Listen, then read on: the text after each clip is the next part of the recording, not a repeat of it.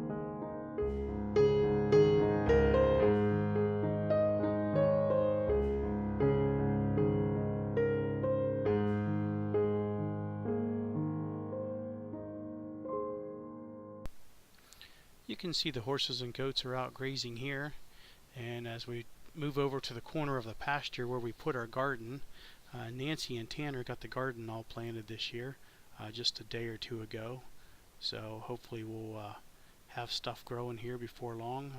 The plants you see are plants that were planted. They didn't start from seed. Everything else is started from seed.